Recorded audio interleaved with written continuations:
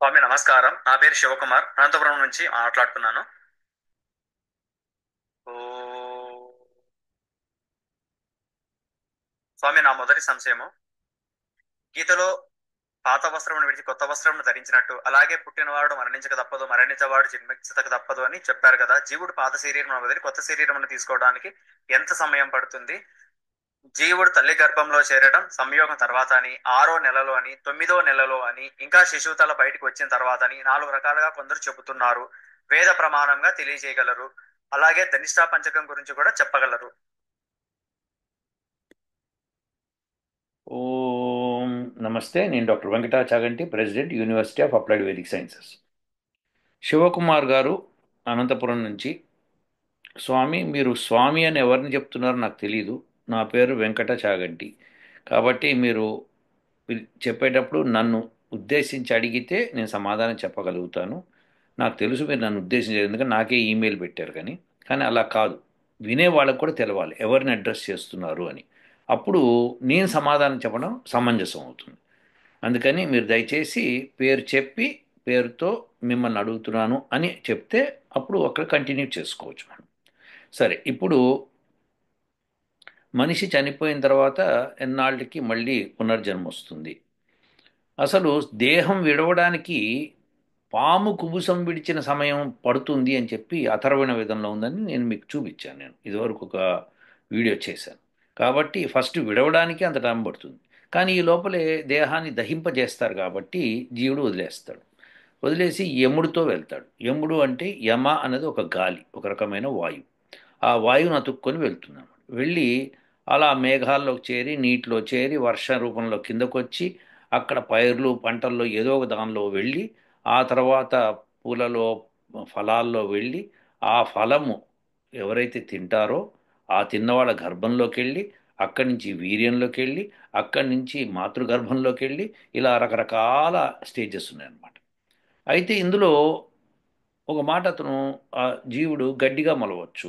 గడ్డి లోపల గడ్డిని తిన్న ఆవు కానీ, గడ్డిని తిన్న మేక కానీ, గడ్డిని తిన్న ఏదైనా జంతువు కానీ గర్భం దాల్చవచ్చు. లేదు, అలానే దోమలు కీటకాల్లో కూడా చేరచ్చు. అతను ఏ కర్మ చేశాడో దాన్ని బట్టి ఉంటుంది, కానీ ఇన్నాళ్ళు అని చెప్పడానికి వీలు పడదు. అందుకని వేదంలో ఈ విధంగా వర్ణన ఉంటుంది, కానీ ఇన్నాళ్ళు అని ఉండదు. ఇది మీరు ఏ జన్మ ఎత్తాడో ఆ జన్మకి ఎన్ని రోజులు పడుతుందో అని ఎస్టిమేట్ చేసుకుంటే సరిపోతుంది అనమాట. ఇది మీకు సమాధానం. ఇక ధనిష్టా పంచకము. ధనిష్ట అనేది నక్షత్ర సమూహం అది. ఆ సమూహంలో 5 నక్షత్రాలు ఉంటే వాటి గురించి చెప్పడాన్ని దాన్ని అట్లా ధనిష్టా పంచకం అనొచ్చు దాన్ని. అంతేకాని లేకపోతే ధనం గురించి పంచకం అనుకోండి, సో ఆ ధనం గురించి ఉన్న పంచకం అవుతుంది.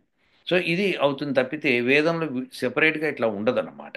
ధనిష్టా పంచకం అని ఉండదు. ఎవరన్నా చేసుకుంటే చేసుకోవచ్చు వాళ్ళు. వాళ్ళ గురువు గారు చేసి ఇచ్చి, "ఇగో ఇది చేసుకోండి" అని ఇవ్వచ్చు. కానీ వేదంలో ఇది ఇట్లా ఉండదు. సూక్తాలుగా ఉంటుంది కాబట్టి. సో మనకి విష్ణు సూక్తము, లక్ష్మీ సూక్తము ఇట్లా పేర్లు పెట్టారు వాళ్ళు. సో అలా మనకి సరస్వతి సూక్తము ఇలా సూక్తాలు పేర్లు ఉంటాయి. అలా ధనిష్ట పంచకము అని ఏదైనా ఉంటే కనుక వేదంలో అయితే ఇట్లా లేదు విడిగా. సో సూక్తాలుగా ఉంటుంది, కానీ పంచకాల కిందనూ ఉండదు. అది ఏదైనా ఉంటే కనుక పంచగవ్యము లేదా పంచకన్యలు ఇలా పేర్లు ఉన్నాయి మనకి. పంచయజ్ఞాలు, పంచమహాయజ్ఞాలు ఇలా ఉన్నాయి తప్పితే ధనిష్టా పంచకం అనేది లేదండి. ఉంటే కనుక ఎవరైనా పేరు పెట్టుకొని ఉండొచ్చు, మనకు సంబంధం లేదు. వాళ్ళు ఎందుకు పెట్టుకున్నారు, ఎలా పెట్టుకున్నారో వాళ్ళ గురువుని అడిగితే సరిపోతుంది. సో ఇది మీ ప్రశ్నకు సమాధానము. కానీ ధనిష్టా పంచకానికి మనిషి పుట్టడానికి సంబంధం ఏంటో నాకు తెలియదు. ఒక ప్రశ్నకి ఇంకో ప్రశ్నకి లింక్ ఉండాలి శివకుమార్ గారు. చక్కగా ఆ ప్రశ్న అడిగేటప్పుడు కూడా చాలా జాగ్రత్తగా అడగాలి. ఇచ్చేసాను, నువ్వు నాకు చెప్పేసేయి, ఇట్లా ఉండకూడదు. మీరు వేద ప్రమాణంగా చెప్పేసేయండి అంటే వేద ప్రమాణంగానే చెప్తున్నా. ఇప్పుడు నేను చెప్పేది ఏదంటే వేద ప్రమాణంగానే చెప్తాను. ఇప్పుడు మీకు ఒక మంత్రం చెప్పాను అనుకోండి, ఇది మంత్రం అని చూపిస్తాను. నేను ఎట్లా అని చూపిస్తాను, కానీ చూపించినప్పుడు ఆ మంత్రం మీరు ఏం చేసుకుంటారు? మీరు నేర్చుకుంటారా? నేర్చుకొని దాని మంత్రార్థాన్ని తెలుసుకునే ప్రయత్నం చేస్తారా? లేకపోతే మంత్రం ఉంది కాబట్టి మీరు ఒప్పుకుంటారా? ఇది మీరు తెలవాలన్నమాట. యా, మంత్రం ఉంది కాబట్టే ఒప్పుకోవాలి. కానీ అది మంత్రం ఉంది అన్నది నేను అర్థం చెప్పడమే కాకుండా మీరు నేర్చుకుంటే బాగుంటుంది. కాబట్టి మంత్రాన్ని అడిగే ముందర మీరు ప్రయత్నం చేసి నేర్చుకుంటారా? ఇది మీరు నాకు చెప్పాలి ఈసారి. ఓకేనండి శివకుమార్ గారు? మంత్రాలు నేను నేర్చుకోను, మీరు చెప్పేసేయండి, మేము వింటామండి. మేము ఏదో ఛాయ్ తాగుతూ వింటాం, లేదా మేము ఏదో రోడ్డు మీద వెళ్తూ వింటాం. మీరు మీరు చెప్పండి, ఇది మీది బాధ్యత, చెప్పండి అని అలా చేయకూడదు.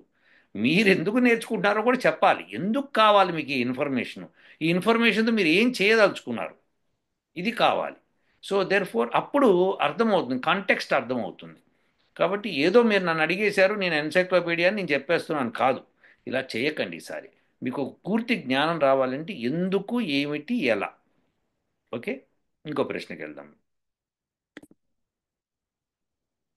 రెండవ సంశయం స్వామి, అగ్ని సంస్కారం తర్వాత కర్మకాండాలు చేయకపోతే జీవునికి సద్గతి అయిన మోక్షము లేక పునర్జన్మ రావు అని, ఎప్పటికీ ప్రేతాత్మగా తిరగాల్సిందే అని హెచ్చరిస్తున్నారు. సర్వ మానవాళికి ప్రవర్తించే వేద ప్రమాణంగా దీనికి వివరం తెలుపగలరు స్వామి? నా మూడో ఇప్పుడు దహన సంస్కారం తర్వాత ఇంకా ఏ కర్మలు చేయడానికి ఉండదు అని చెప్పడానికి యజుర్వేద మంత్రమే సాక్ష్యం.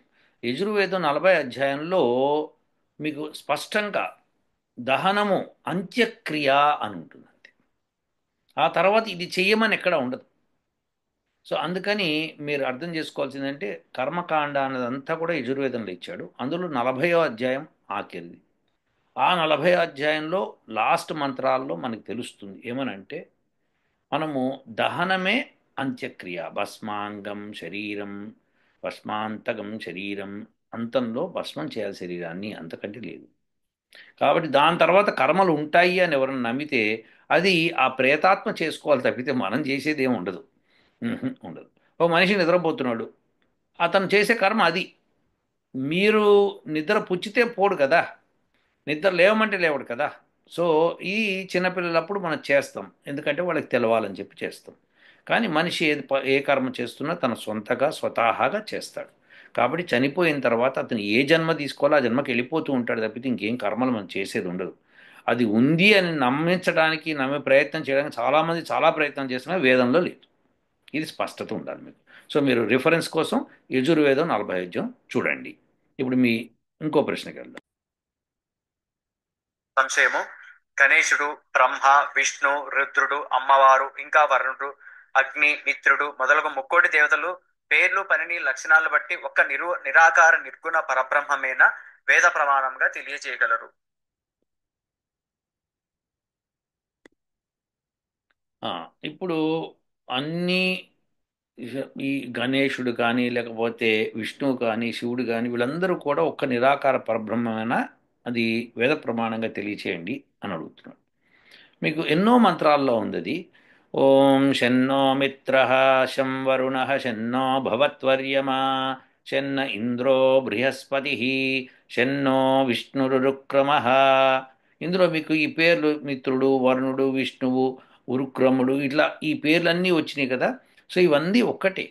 సో వీళ్ళందరూ కూడా ఆ ఒక పనే చేస్తారు. ఎక్కడైతే శన్నో అన్నప్పుడు మాకు శుభము కలుగుగాక, శాంతిగా ఉండుగాక ఇలా చెప్తున్నాం కదా. సో ఈ మంత్రాలకి వీటిలో మిత్రుడు, వరుణుడు ఇన్ని పేర్లు ఎందుకు చెప్పామంటే ఆ గుణాలతో ఏవేవి ప్రాబ్లమ్స్ వస్తే ఆ ప్రాబ్లమ్స్ తొలగాలని చెప్పి కోరుకుంటున్నాం అనమాట. సో ఇలా అనేక మంత్రాలు వేదంలో ఉన్నాయి.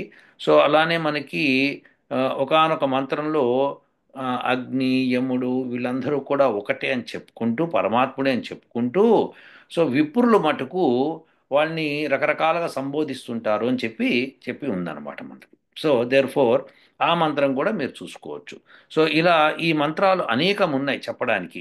సో పరమాత్ముడే అన్నిటికీ ఆయన యొక్క పేర్లే అనేక రకాలుగా ఉంటాయి. ఒక్కడే పరమాత్మ. ఇది విశేషం. అంటే అన్ని పేర్లు ఎందుకండి ఆయనకంటే ఆయన చేసే పనిని బట్టి పేర్లు ఉంటాయి అన్నమాట. సో పనిని బట్టి, సో ఏ పని ఆయన చేస్తాడో ఆ పనిని బట్టి ఆయనకి పేరు. ఒక రాజు ఉన్నాడు అనుకోండి, ఆ రాజు ప్రజల్ని రక్షిస్తున్నాడు అనుకోండి, ప్రజాపతి అని ఆయన పేరిస్తాం అనమాట.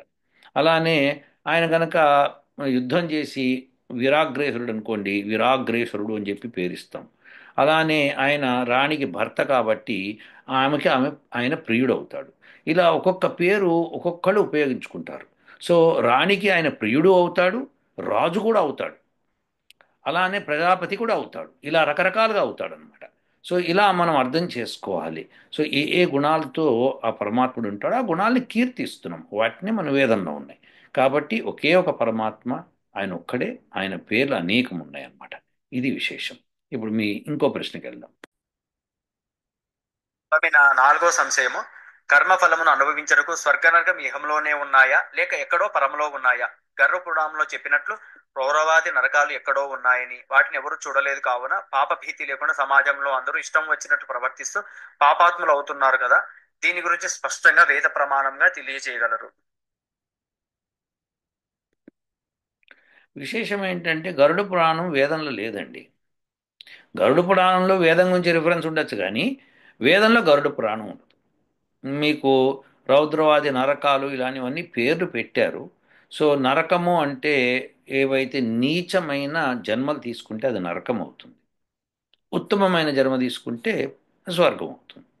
సో మనకి సుఖం ఏదైతే శరీరానికి వస్తుందో అది స్వర్గం. అలానే మనసుకు శాంతి వర్ధిల్లుతూ ఉంటుంది, అది స్వర్గం. ఆత్మకి జ్ఞానం కలుగుతూ ఉంటుందో అది స్వర్గం. సో ఇవి మనం అర్థం చేసుకోవాలి. అవి కాకుండా వాటికి విపరీతంగా ఉన్నవి నరకాలన్నమాట. సో దానికి వాళ్ళు వైతరణి నది అని ఇలా అని రకరకాలుగా ఎందుకు పేర్లు పెట్టారంటే వాళ్ళు వాళ్ళు రీసెర్చ్ చేసిన దానిలో వాళ్ళకు అనిపించింది శరీరంలో ఉన్న రకరకాల మాలిన్యాలని బట్టి వాళ్ళు అలా పేర్లు పెట్టుకుంటూ వచ్చారు. అది ఎక్కడో ఉండదు, మనలోనే ఉంటుంది. మనం అనుభవించకుండా ఇంకెక్కడ ఉంటుంది? సో మనం ఎక్కడ అనుభవిస్తాము? మనకి శరీరం లేకుండా అనుభవించాం కదా. అనుభవించేది ఉంటే కనుక మోక్షంలో మోక్ష సుఖం అనుభవిస్తాం. అది తురీయం అనమాట. సో దానికి ఈ శరీరానికి సంబంధం లేదు. సో నరక స్వర్గాలు అన్నవి మన యొక్క స్థితిని బట్టే ఉంటాయి. సో అంతేకాని వేరే రకంగా ఉండదు. సో దాన్ని గరుడ పురాణంలో అట్లా వివరించారు, ఎందుకంటే ప్రజలకు అర్థం కావాలని అలా చెప్పుంటారు. కానీ వేదంలో అలా లేదండి. ఇంకో ఇంకో ప్రశ్నకి వెళ్దామండి. స్వామి, ఐదవ సంశయం స్వామి. మనిషికి మాయను పాపపుణ్యములు జయించి మోక్షమును పొందాలంటే ఒక యోగ మార్గమే శరణ్యమా? వేద ప్రమాణంగా తెలియజేయగలరు స్వామి? ఓ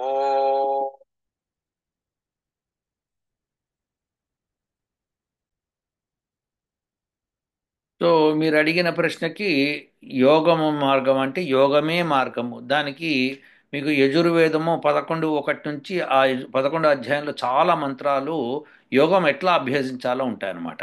ఇక్కడ చూడండి, ఈ మంత్రంలో యుక్తేన మనసా వయం దేవస్య సవితు సవే. ఇప్పుడు ఇక్కడ మీకు యుక్తం చేయటము, మనసా మనసుని, వయం మేమందరము, దేవస్య దేవుని యొక్క, సవితు సృష్టిలో, సవే ఇప్పుడు ఈ స్వర్గాన్ని మనము ఎలా చేయాలని, స్వర్గ్యాయ శక్త్య అంటే యోగం అనమాట. సో శక్తియుక్తం యోగ శక్తితో మన స్వర్గాన్ని పొందాలి అని చెప్పి ఈ మంత్రం చెప్తోంది. అలానే మీకు నాలుగో మంత్రం కూడా యుంజతే యుంజంతే అంటే యుంజంతే అంటే ఏంటంటే యోగం అనమాట. సో యు శబ్దం ధాతు ఏదైతే ఉంటుందో దాన్ని మనము యుక్తి చేయటము అంటే జోడించటము అని ఉంటుంది అనమాట. మనసు ఉత మరియు యుంజంతే ధియో అంటే బుద్ధిని, బుద్ధిని కలపాలి.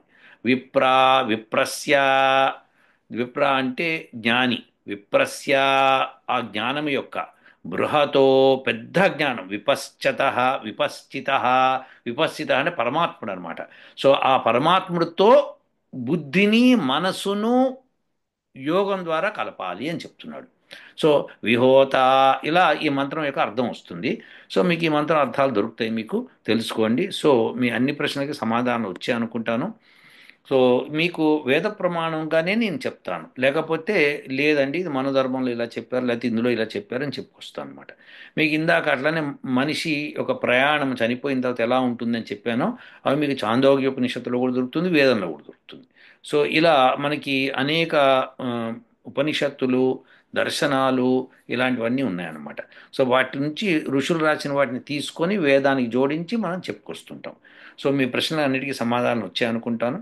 మీరు ఈసారి మటుకు చెప్పాలి, వేద ప్రమాణం అడిగారు, ప్రమాణంతో మీరు ఏం చేస్తారు, ఇది స్పష్టత ఇవ్వాలి. అలానే పేరు చెప్పి అడగాలి. సో మొదటే చెప్పేస్తే ఒకసారి పేరు అయిపోతుంది, ప్రతిసారి అడగక్కర్లేదు.